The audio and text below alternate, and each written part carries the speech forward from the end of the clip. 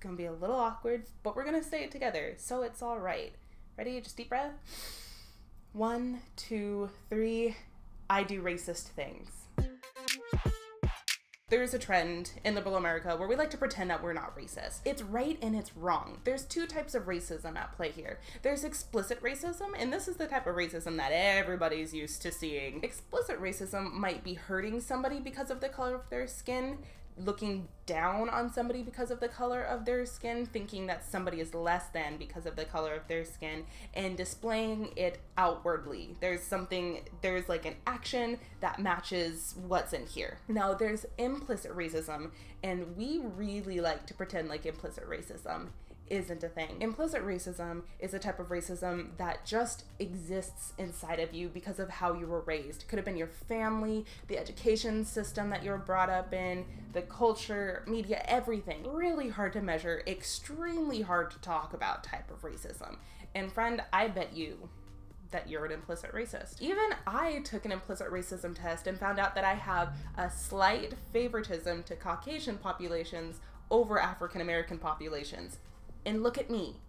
Look at what I do. It sucks to admit that. It sucks to know that that is the truth.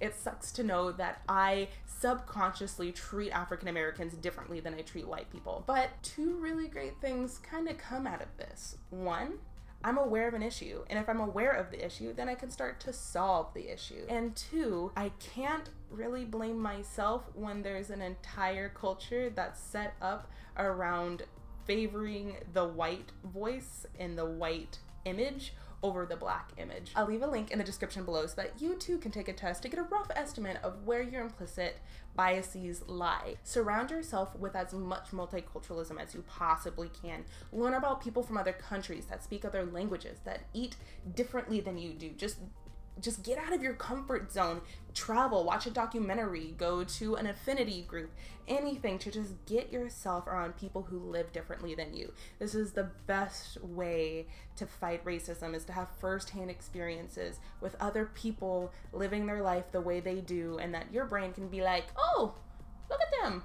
They're a person too. The point of this is to let you know that all of us are a little bit racist sometimes. And it's not like I'm okay with us being racist, but I am okay with us recognizing that racism. Why?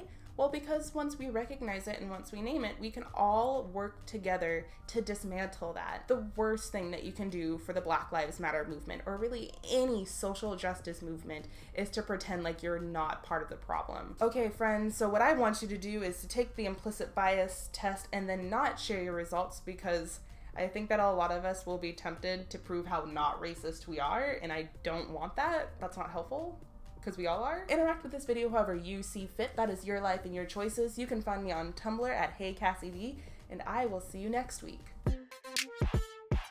I have a minor in psychology. I know what the brain sounds like. You can't see my hands. Now you can see my hands.